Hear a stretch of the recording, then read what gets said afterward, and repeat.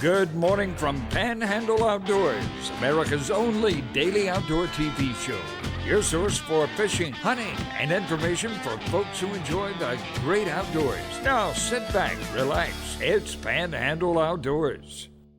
Good morning, folks. Welcome to Panhandle Outdoors. I'm Winston Chester. Glad you're here this Friday morning, wrapping up another great week here on our show. We appreciate the viewership and you supporting all of our sponsors. Take a look at our weather brought to us by Gulf Coast Air Conditioning, Drew Pollard and the hard-working crew up there in Southport, taking care of our everyday needs. High today, it's going to be actually getting on up to about 80 degrees, low of 68. Water temperature at the end of the pier right at 71, same as it was yesterday. Take a look at our river readings brought to us by Mountain Dew. Get out and do. The Apalachicola Bluntstown still at 18 foot. It's just high.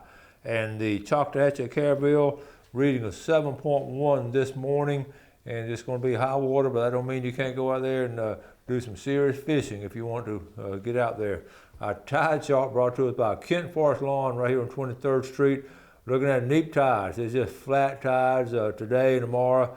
Going to pick up next weekend. It's going to be really good, but it's not going to have much of a tidal flow at all this weekend.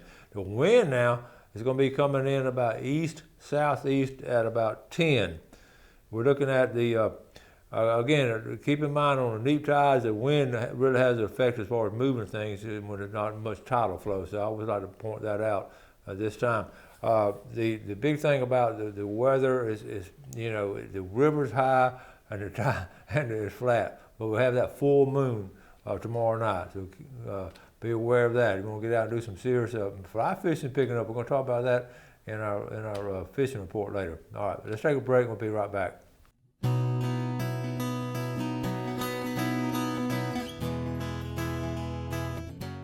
Okay, welcome back. I have some really important news I want to share with you. I received my first mosquito bite this week. It was Tuesday afternoon at 5:43. The bite was inflicted 6 inches above my left ankle on the outside of my leg. So I always want to get my first mosquito bite of the season. And guess when it happened? Late in the afternoon. I had on shorts, duh. But I just want to let you know the mosquitoes are starting to come out now, especially this rain we've had. So I got a kick out of it. I thought y'all really wanted to know that news and all. Let's move. I've got some great pictures and all. We got a bunch of pictures y'all sent to me during the week. I hadn't had a chance to show them, but here we go. Let's start off with my grandson Mason Woodruff up there in Tupelo, Mississippi.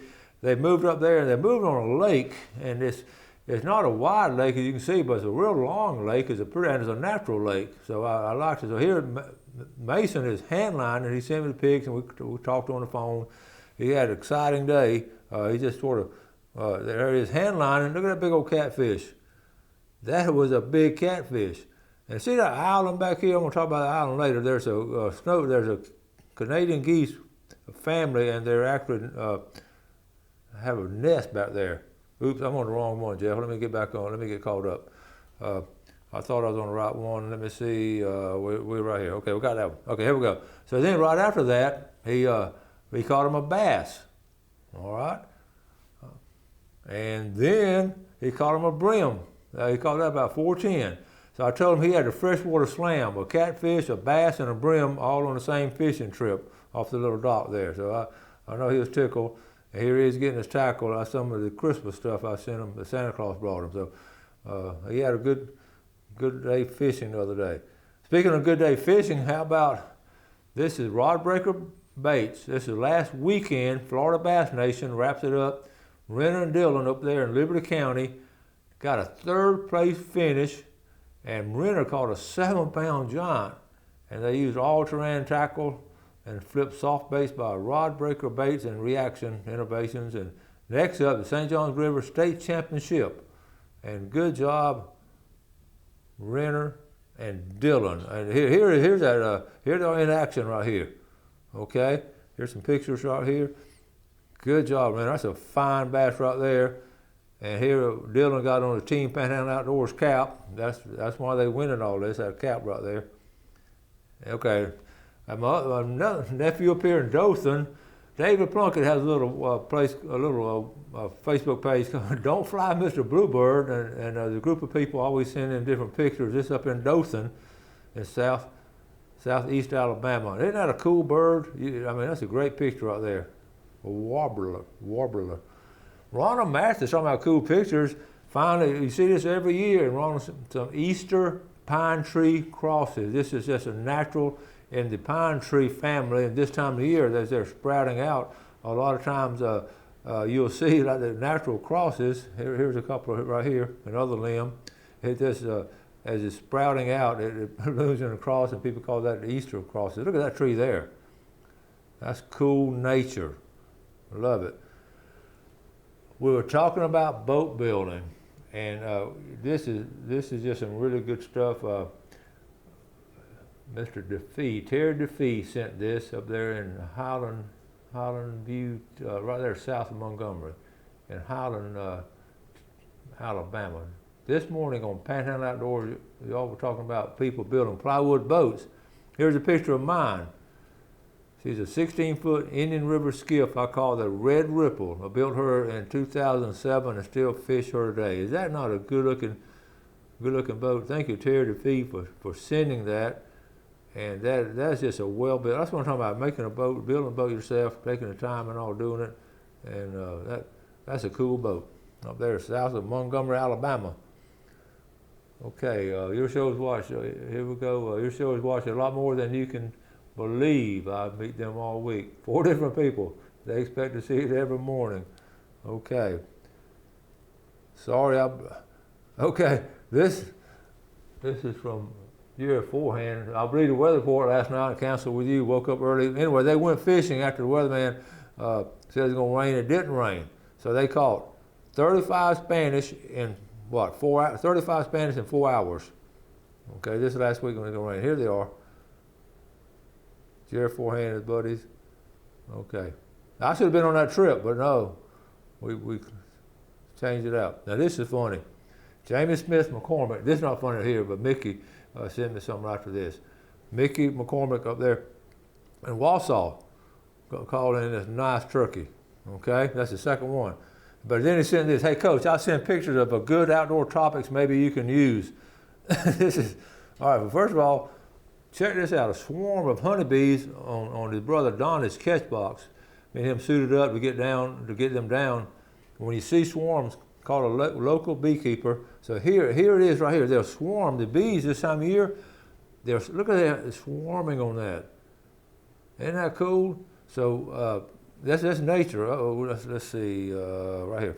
That's nature. So here we are, they suited up, and they're ready to get them. They do all that beekeeping and all. So anyway, this is still a continuation of Mickey. The turkey kill past Saturday morning. This past Saturday morning shows some of the beautiful color they carry. It really stands out in sunlight. Copper color on the sides is amazing. Head is red, white, and blue like artwork. He was an older bird and quite a trophy.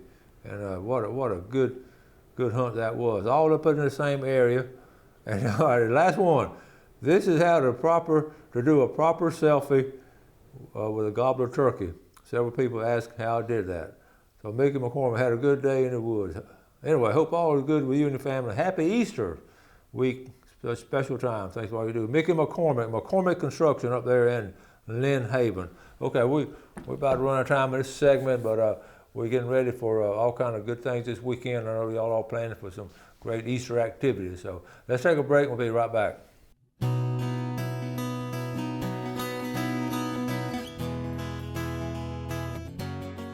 Okay, welcome back. I think you know me long enough to know I like to do tributes every now and then to some special folks. And if you have someone in your family that thinks you think this would deserve a tribute, which I know all of them do, but I like to do them. And this is a special man right here. If you remember a while back, I had Russell on the show with Crime Stoppers. He did a gun raffle and sold out, and some of y'all won some guns. One of y'all won 2 guns. So Russell's wife Cynthia lost her dad, Ed Wilbanks, this past week, and I wanted to give a little tribute to him. What a unique individual. And Stan Kirkland called me, and Stan knew him well, and Stan just recommended I do it, and I said, I sure will. I know of him. So I want to tell you about this guy right here. This guy, Ed Wilbanks, okay? Here he is right here. Okay, I got a picture. I took some notes down on him, so I'm gonna make sure to get it out. Ed was born in 1925 up and around New Jersey, but he went to Harvard in the 40s and everything. As soon as he got out, he really went to communications and crypto. They're obviously very intelligent, and they sent him in the Navy. And his first assignment, this is 1945, as the war is winding down, they sent him over to the Tinian Island, which is part of the Mariana Islands in the Pacific. And here's a young 18-year-old little Navy guy, I say because you have all these brass ahead of him. And they came to him there that first week of August. They were looking at August 45. He was the youngest ensign in the group. And they told him put on his dress uniform, and they were going to put him on a plane. And when he got his dress uniform on, they gave him a briefcase and said, you are to deliver this to Admiral Nimitz. Okay, if you know anything about World War II history, you know Admiral Nimitz was head of the Pacific Fleet and the big dog. And he, he said, I only delivered him. Put him on a plane and flew him to Guam. He's the only guy on the plane, the Navy plane flying to land. He gets out by himself with that briefcase. And he goes, they pick him up, military guys pick him up. They take him to there's like a big naval headquarters. They redone a little mansion there. And he goes in, and the captain says, what are you here for? He said, I'm to deliver this to Admiral Nimitz. He said, I'll take it to him. No, sir. And this guy's 18 years old, and I got all this big brass up here. He said, I'm supposed to hand deliver it too. So they took him up there, upstairs to the actual, war room itself.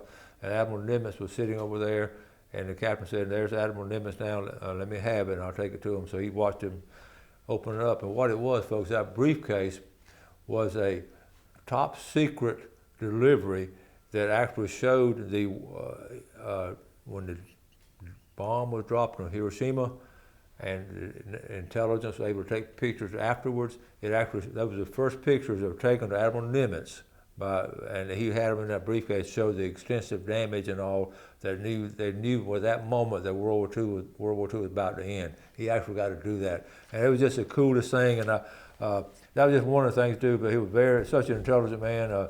He'd being the youngest person there, they asked him to do it, and he didn't know what we was doing until later on. And after the war, he got a degree in physics and math from Furman University, joined the Navy after a Navy stint, went to the U.S. Air Force as a first lieutenant. In 1953, they moved to Panama City and went to work at the Marine Lab. You can imagine what all he did out there, the Marine Lab and all. And he's survived by 4 children, Gary Wilbanks and Leslie Wilbanks here in Panama City, Dennis in Imperial, California, and Cynthia Russell here in Lynn Haven. Cynthia and Rusty. And his grandson, ironically, had my outdoor class. Justin was such a great student, and now Justin is a principal down in Ossaway County. So I'd just like to give a shout out to the family and our condolences. 96 years old. What an interesting fellow and all. And the thing I got, we do have one more picture of him, Jeff. Let me see. Let's see. Right here. Here he is right here. A happy guy is out there at Matheson Retirement Home, and just a happy guy always. So anyway, I also want to mention, speaking of situations all with a paper mill closing, what bad news and what hard times some families are facing, and a lot of us, anything we can do to help. And I know a lot of folks trying to line up jobs and everything, and as I think about the history of the paper mill and how it meant to so many guys that worked in the paper mill, they were outdoorsmen too. They'd work hard and then they'd go fishing and hunting. I knew so many over my years. They're the second, third generation paper mill workers, and what hard-working guys they were. And our heart breaks for them, and hopefully they'll find some gainful employment soon. And one of my favorite stories, and I always looked up history of stuff. The paper mill was built in 1932, so 90 years. It's been here 90 years. And they cut the pass and all, and trying to get the ships in and out. And one of my favorite stories, and I didn't put it in my book, I wish I would have, but this is Mr. Moats right here, the Moats family. Real quick, the Moats family grew up in St. Andrew in the 1870s. The Moats family here, and I did a story on the Moats family because they were so instrumental in the development of St. Andrews and boat building. They love building boats, and there's just some of them right here on the left. That's Mr. Moats there, Mr. Ray Moats, and this is 1955. So Mr. Ray there on the left. I did extensive interviews with him. But what he did, he was telling me when the paper mill. He remembered the paper mill being built and what great news it was for our area. And because one thing, it gave those men in that community, in Millville and San Andrew and Panama City. It gave them a chance to do one thing, to get a regular paycheck. And we take that for granted now. But he said, that was such a big deal then. And, the depression was coming on, and he said he walked, and I never will forget this because I asked him to repeat it. He walked from St. Andrews to the paper mill to work, and then walked back home. Now you stop and think about that. Is that an incredible story there? So I just, my hat's off to the folks like that, and how they started at humble beginnings, and how much the paper mill has meant to the Bay County area and the economy. Okay, we're going, let's see, speaking of good things, we got to do a drawing. Okay, let's jump in from the history to the future, because two of y'all are going to get some really cool things. Saw Clay the other day at Southport Elementary taking his 3 daughters to school there.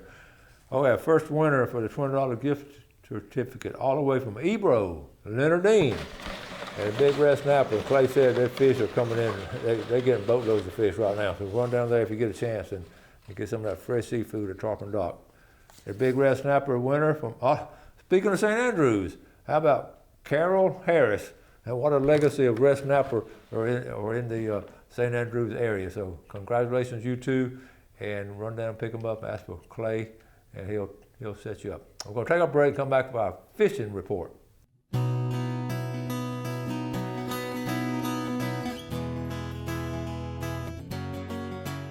Welcome back, and welcome to our famous Friday fishing forecast. Before we get to it, on the story I was doing with Mr. Ed Wilbanks, here's Tinian Island. I just had to look up where it was in the Pacific. Right here, this is where in 1945, in August 1945, he was stationed here. They put him on a plane and flew him up to Guam, which is out there. There's Guam up in that area. So anyway, you can see, I'm going to blow it out, you see about where it was right there as to the situation there. So now, as I set back up, we're going to go from the Pacific Islands to the fishing port. While I'm doing it now, I can talk about it while I'm doing it.